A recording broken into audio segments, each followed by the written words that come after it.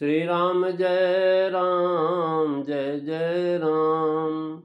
श्री राम जय राम जय जय राम। श्री राम जय राम जय जय राम। श्री राम जय राम जय जय राम। बोलिए सियावर रामचंद्र भगवान की जय। पवन सुत हनुमान की जय। उमापति महादेव की जय। सब संतन की जय, सब भक्तन की जय। सच्चियाँ जोता वाली माता तेरी सदा ही जय। बोल सनातन धर्म की जय। सदगुरुदेव महाराज की जय। नमः पार्वती पते हर हर महादेव। जय जय सीताराम। आदरणीय श्रोतागणों, मानस चिंतन चैनल पर आप सभी का स्वागत है। पिछली चर्चा में आप अहिल्या उद्धार की चर्चा सुन रहे थे। बालकांड दोहा नंबर 211 तक। आज हम 212वें पर चर्चा करेंगे। तुलसीदास जी महाराज कह रहे हैं कि अहिल्या का उद्धार करने के बाद भगवान श्री राम लक्ष्मण जी मुनि के साथ चले, जहाँ जगत को पवित्र करने वाली गंगा जी, वहाँ गए। राजा गाधी के पुत्र विश्वामित्र जी महाराज, ये भी राजा थे पहले, बाद में महाराज ये विश्वामित्र के नाम से महामुनि हो गए। मुनि के साथ ही महाराज ब्रह्मर्षि हुए। विश्वामित्र जी ने सब कथा सुनाई, जिस प्रकार से देव नदी गंगा जी पृथ्वी पर आई। तुलसीदास जी लिख रहे हैं कि चले राम लक्ष्मण मुनि संगा, हो गए जहाँ जग पावनी गंगा। गादि सुन सब कथा सुनाई, और जेहि प्रकार सुर सर मही आई। मंगल भवन अमंगल हारी, दबऊ सुदशरथ अजीर बिहारी। श्री राम जय राम जय जय राम। श्री राम जय राम जय जय राम। महाराज अहिल्या को कृतार्थ करने के लिए खड़े हो गए थे। अब वहाँ से पुनः चले। जब जब कहीं रुकना पड़ता है तब तब वहाँ से चलते समय चले, अर्थात चलना कहते हैं। जननी भवन गए प्रभ चले नाय पर शीश। माता के पास विदा होने के लिए गए थे, वहाँ रुके, अतः वहाँ से चलना कहा। फिर महाराज मुनि के साथ आए। सब मुनि के साथ अयोध्या जी से चले, तब भी कहा पुरुष सिंह दो वीर हर्ष चले मुन भय हरण। अब यहाँ बात विश्वामित्र के आश्रम से धनुष यज्ञ सुन रकुल ना था, हर्ष चले मुनिवर के साथ था। सिद्धाश्रम में आने पर ठहरे थे, वहाँ मुनि को निर्भय करके धनुष यज्ञ देखने के लिए चले हैं। और महाराज सारे मुनियों के साथ आए हुए थे। गंगा तट पर रुके थे, स्नान आदि करके फिर वहाँ से चले। यहाँ अहिल्या उद्धार की कथा आपने सुन किया। महाराज उसको उद्धार करने के लिए कहते। अब जो है स्तुति करके अहिल्या तो पति लोक को चली गई। तब भगवान राम चले, लेकिन अब राम चल रहे हैं, लेकिन राम चले राम लक्ष्मण मुन संगा, यानी मुनि के संग श्री राम लक्ष्मण जी चले। यह कह करके चलने का क्रम दिखाया कि मुनि आगे आगे हैं, उनके पीछे महाराज श्री राम जी हैं, राम जी के पीछे लक्ष्मण जी हैं। अब यहाँ शंका की जाती है कि जहाँ जहाँ चलना कहा वहाँ वहाँ भगवान हर्ष होके चले, लेकिन यहाँ पर हर्षित नहीं, हर्ष नहीं चले। और उसका उत्तर, इसका समाधान यह है कि आता है कि चले मुन बिन सहाया, और यहाँ चलने के समय हर्षी शब्द नहीं आए। यह क्यों? तो इसका समाधान यह किया जाता है कि अहिल्या ब्राह्मणी थी और ऋषि पत्नी थी, और उसके चरण के स्पर्श से भगवान चरण स्पर्श करना पड़ा गुरुदेव की आज्ञा से। आप मर्यादा पुरुषोत्तम का अवतार हैं, क्षत्रिय होने से आपके मन में इसकी बड़ी ग्लानि है। आप सोचते हैं कि हमसे बड़ा अपराध हुआ, इसमें हमारे मन में पश्चाताप हो रहा है। शिला पाप संताप विगत भई, पर सत पावन पाऊ। दई सुगति सोन हेरि हरस, हिय चलन छुए चरण छुए को पछताव। हृदय में हर्ष नहीं, इसी से चलते समय हर्ष नहीं लिखा गया। अब गए जहाँ जग पावन गंगा, यानी शंका के समाधान के संबंध से एक भाव है। अहिल्या के सिर पर अपना चरण धरने से मन में पश्चाताप हो रहा था कि हमसे बड़ा भारी अपराध हो गया। जग पावनी गंगा जी को देख करके महाराज मन शांत हुआ, भाव यह कि हमारा सब पाप गंगा जी में स्नान करने से नष्ट हो जाएगा, क्योंकि गंगा जी जग पावनी और हम पवित्र हो जाएंगे। यहाँ ये माधुर्य भाव है। दूसरा भाव यह है कि आप जग पावन हैं और तीर्थ अमित कोट जग पावन, और अहिल्या मैं नारी अपावन प्रभु जग पावन गंगा जी भी जग पावनी है। इसी से गंगा जी को देख करके बड़ा हर्ष हुआ। अयोध्या कांड में भी महाराज जो है, उतरे राम देव सर रेखी कीन दंडवत हर्ष विशेषी, गार सुन सब कथा सुनाई। वाल्मीकि रामायण में लिखा हुआ कि राम जी ने विश्वामित्र से प्रश्न किया कि प्रभु, ये तिपथ का 3 धारा वाली गंगा किस प्रकार तीनों लोकों में घूम करके समुद्र से मिली। उनके वचनों से प्रेरित होकर के मुनि ने गंगा के जन्म और विद्धि का वृतांत कहा। संक्षेप में यह है कि सुमेर की कन्या, हिमांचल की स्त्री मैना की बड़ी कन्या जिसका नाम था गंगा, देव कार्य की सिद्धि के लिए देवताओं ने इस कन्या को हिमवान से मांग लिया। राजा हिमांचल से उन्होंने लेकर के देवलोक को चले गए। यह कथा सुनकर के उन्होंने गंगा जी की स्वर्ग से मित्रलोक में आने की कथा पूछी कि महाराज, जब चली गई थी स्वर्ग में तो फिर कैसे आ गई। यह भी पूछा कि गंगा 3 धाराओं में क्यों बहती है, इनका नाम तिपदगा क्यों ढबड़ा। इन प्रश्नों के उत्तर में महाराज वाल्मीकि रामायण में 36-37 में कार्तिकेय जन्म संबंधी कथा की, गंगा की कथा कही। फिर सर्ग 38 में राजा सगर की कथा कही, जो महाराज संक्षेप से इस प्रकार है कि इक्ष्वाक वंश रघुकुल के संबंधी एक राजा सगर अयोध्या में धर्मात्मा और पराक्रमी राजा हुए। उनकी 2 रानियां थी, केसनी और सुमति।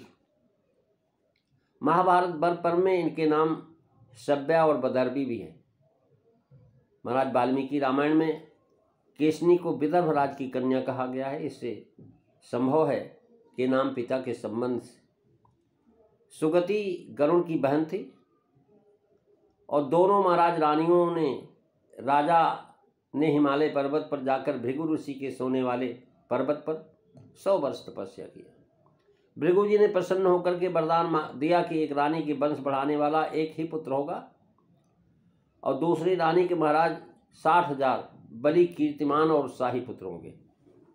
जो एक पुत्र उत्पन्न करना चाहे वह एक उत्पन्न करे और जो बहुत चाहे वह बहुत उत्पन्न करे। केसनी ने मांगा एक पुत्र, जो पुत्र उत्पन्न न करना, और सुमंती ने 60,000 मांगा। पद्म पुराण महाभारत में यहाँ की कथा है। पद्म पुराण में और ऋषि की और महाभारत में शंकर जी का वरदान देना कहा है। श्रीमद् भागवत और महाभारत वन पर्व की कथाएं मिलती जुलती हैं। केसनी के असमंजस नाम का एक दिव्य बालक उत्पन्न होगा और सुमति के गर्भ से एक तुम्बी उत्पन्न हुई। राजा ने तुम्बी को फेंकने का विचार किया। उसी समय गंभीर स्वर से आकाशवाणी हुई, हे राजन, ऐसा साहस मत करो। इस तरह पुत्रों का परित्याग करने का विचार उचित नहीं। तुम इस तुम्बी के बीज निकाल करके उन्हें कुछ कुछ घी से भरे हुए अलग अलग घड़ों में पृथक पृथक रख दो। इससे तुम्हें 60,000 पुत्र होंगे। महाराज घी में भरे घड़ों में रख करके धात्रियों ने उसका पालन किया। उस तुम्बी से 60,000 अतुलित तेजस्वी और प्रकृति के और क्रूर कर्म करने वाले एवं आकाश में उड़कर चलने वाले पुत्र उत्पन्न हुए। दूसरी रानी का पुत्र असमंजस अपने पूर्ववासियों के दुर्बल जालकों का गला पकड़ करके सरजू में डाल देता और जब वे डूबने लगते तब हंसता था। सब पूर्ववासी भय और शोक से व्याकुल रहने लगे। एक दिन राजा से सबने जाकर के प्रार्थना किया, महाराज आपका बेटा असमंजस, उससे महाराज आप हमारी रक्षा कीजिए। महात्मा सगर ने पूर्ववासियों के हित के लिए अपने पुत्र को नगर से निकाल दिया। महाराज अगर राजा हो तो ऐसा ही राजा होना चाहिए कि प्रजा के प्राणों की रक्षा करना राजा का धर्म था, न कि प्रजा ही का सत्यानाश करना। असमंजस के एक पराक्रमी पुत्र अंशुमान थे जो सबको प्रिय थे। बहुत काल बीतने पर राजा सगर ने हिमालय और विंध्याचल के बीच में एक अश्वमेध यज्ञ की दीक्षा लिया और वह घोड़ा छोड़ा। वह घूमता घूमता जलहीन समुद्र के पास पहुंचा। तब वहां जाकर के वह अदृश्य हो गया। इंद्र ने राक्षस का वेश धर करके उसे महाराज चुरा करके भगवान कपिल देव मुनि के आश्रम में बांध दिया, सिद्धपुर में। अब जो है महाराज, जिसको आज गंगा सागर कहते हैं, महाराज कपिल देव के आश्रम में घोड़ा बांध दिया। सगर के 60,000 पुत्र राजकुमारी ने समुद्र, द्वीप, वन, पर्वत, नदी, नद और कमराएं सभी स्थान छान डाले, परंतु घोड़े का पता नहीं लगा। तब लौट करके उन्होंने सब समाचार राजा से कह दिया। तो राजा ने क्रोध में आकर के आज्ञा दिया कि उसे जा करके खोजो, खाली हाथ लौट करके नहीं आना। महाराज 60,000 खोजने लगे और एक जगह पृथ्वी कुछ फटी दिखाई पड़ी। महाराज जब देखा पृथ्वी के अंदर छेद था, छेद में अंदर देखा तो उन्होंने उसे देखा, पाताल तक खोद डाला। वहां घोड़े को उन्होंने घूमते हुए और चरते हुए देखा। उसके पास महात्मा कपिल देव भी दिखाई पड़े। कपिल मुनि ध्यान में थे। कालवश ये राजकुमार क्रोध से भर गया, कहने लगे देखो देखो इस कैसा चोर है, घोड़ा चुरा करके यहाँ मुनि की तरह ध्यान में। महाराज मुनि बन करके बैठा हुआ है। अरे मूर्ख, तूने हमारे यज्ञ का घोड़ा चुराया है। हम लोग सगर के पुत्र तुझे दंड देने आ गए हैं, यह तू जान ले। इस कोलाहल से मुनि की आंखें खुल गई और उन्होंने बड़े क्रोध से हुंकार किया, जिससे सब राजकुमार उनके तेज से भस्म हो गए। वाल्मीकि रामायण महाभारत पर्व वन पर्व में लिखा कि नारद ने जब समाचार राजा सगर से कहा कि देखिए महात्मा के अपमान का फल, एकमात्र अंशवान ही राज में थे। राजा ने उनको बुला करके और समझा करके भाइयों और यज्ञ के घोड़े को ढूंढने के लिए भेजा। ये चारों अपने चाचाओं की, ये बच्चे ये जो है अपने चाचाओं की खोदी हुई पृथ्वी के रास्ते पहुंच गए। सब दिग्गजों को प्रणाम किया, उनसे आशीर्वाद लिया। तब महाराज वहां पर जाकर के उन्होंने देखा सबको जलांजलि देनी चाहिए, पर कहीं जल नहीं मिला। तब गरुण ने आकर के अंशुमान से कहा कि कपिल मुनि के क्रोध से भस्म हुए हैं, साधारण जल से इनको लाभ नहीं होगा, इनको गंगा जल से जलांजलि देना, घोड़ा लेकर के आओ। महाराज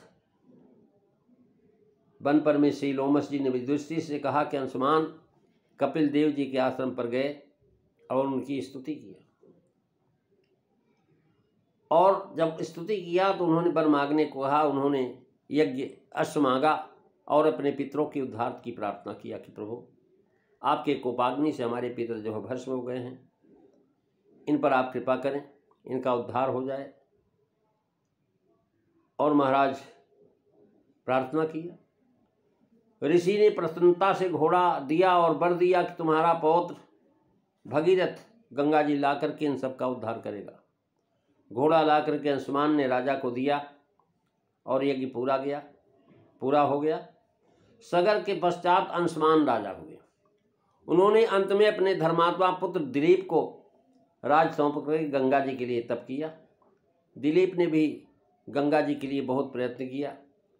उनके पुत्र भगीरथी अपने महाराज पितरों का वृतांत सुन करके बहुत दुखी हुए और मंत्रियों को राज सौंप करके वे हिमालय पर्वत पर जाकर तपस्या करने लगे।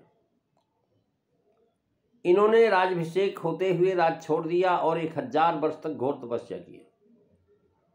तपस्या से प्रसन्न होकर के ब्रह्मा जी ने देवताओं सहित वहां आए और वर मांगने को लिए कहा। परम पुरुष उन्होंने गंगा जी के लिए और एक पुत्र के लिए प्रार्थना किया कि हमें गंगा जी दो और एक पुत्र दो।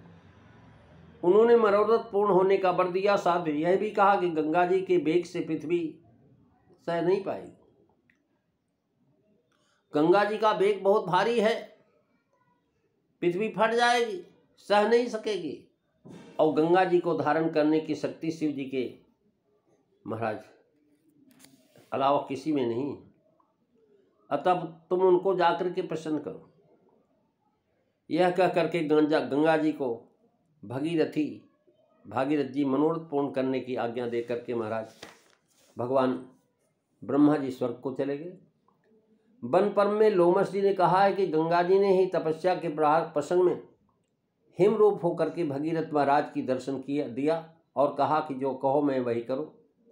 तो भगीरथ जी ने कहा कि मेरे पितृगण महाराज सगर के 60,000 पुत्रों को कपिल देव जी ने अपने कृपाग्नि से भस्म कर दिया और सभी हम लोग चले गए।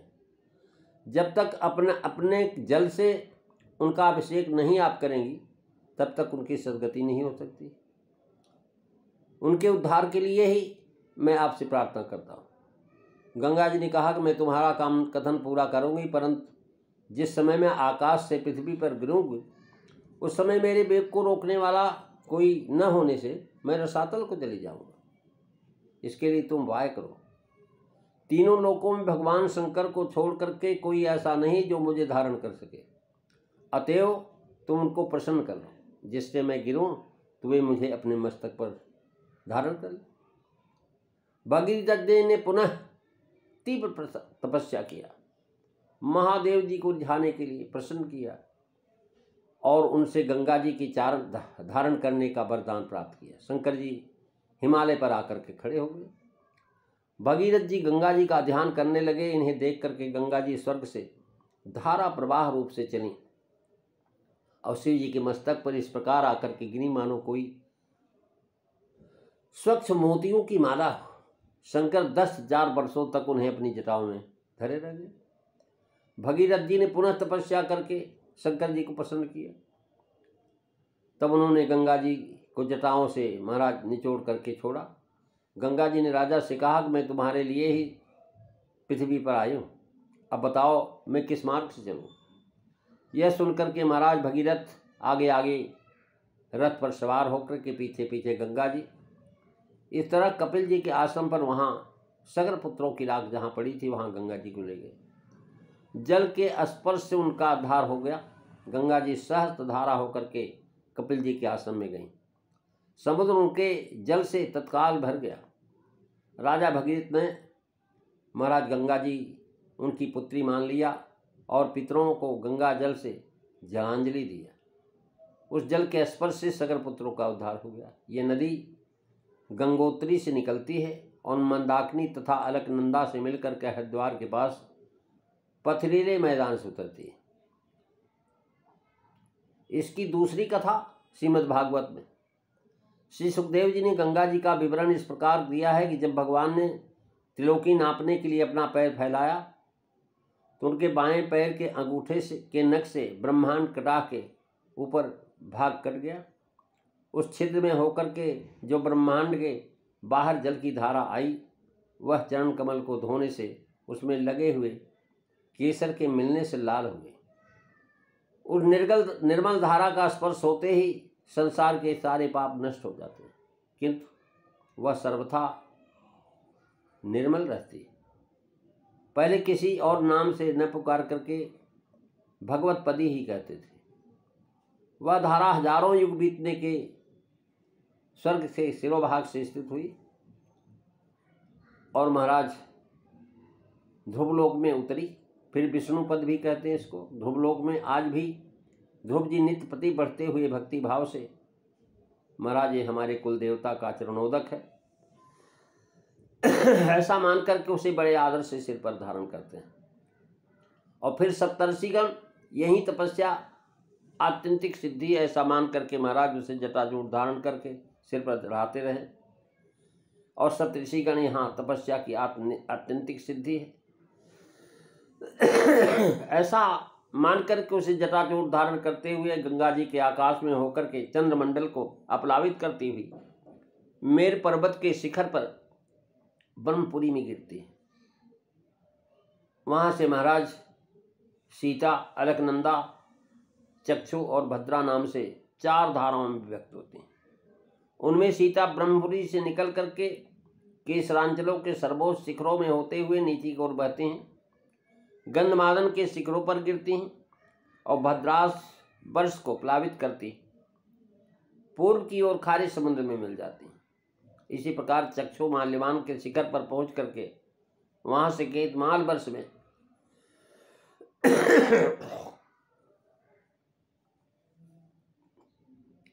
महाराज जो है समुद्र में जाकर के मिलती हैं।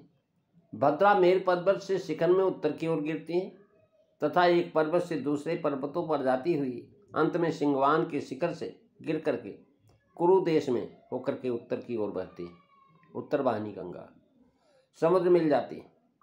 अलकनंदा ब्रह्मपुरी से दक्षिण की ओर गिर करके अनेकों गिर शिखरों को लांघती हुई हेमकूट पर्वत पर पहुंचती हैं। वहां से अत्यंत तीव्र वेग से हिमालय के शिखरों को चीरती हुई भारतवर्ष में आती है और फिर दक्षिण की ओर समुद्र में जाकर के मिलती है। इसमें स्नान करने के लिए आने वाली पद पद पर अश्वमेध और राजसूय आदि का फल प्राप्त करते हैं।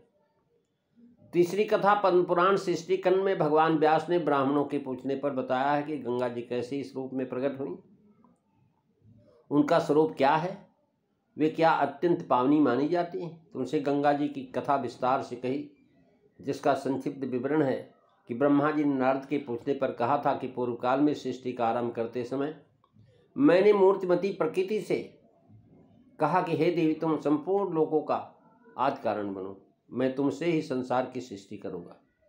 यह सुनकर के परा प्रकृति 7 रूपों में विभक्त हुई। वे 7 स्वरूप हैं। गायत्री जो समस्त वेद, स्वस्ति, स्वाहा, सुधा और दीक्षा रूप में अव्यक्त है, ये 7 स्वरूप। और वाग्देवी, भारती व सरस्वती जो सबके मुख से हृदय में स्थित हैं और समस्त शास्त्रों में धर्म का उपदेश करते हैं। तीसरी लक्ष्मी जिससे वस्त्र और आभूषण की राशि प्रकट होती है। सुख और त्रिभुवन का राज इन्हीं की देन है। ये विष्णु भगवान की प्रियतमा है। उमा जिनके द्वारा शंकर जी के स्वरूप का ज्ञान होता है, यह ज्ञान की जननी है और शंकर जी की अर्धांगिनी। शक्ति बीजा जो अत्यंत उग्र संसार को मोह में डालने वाली हैं, जगत का पालन और संहार करने वाली हैं, वो महाराज शक्ति बीजा। छठवीं तपस्विनी जो तपस्या की अधिष्ठात्री,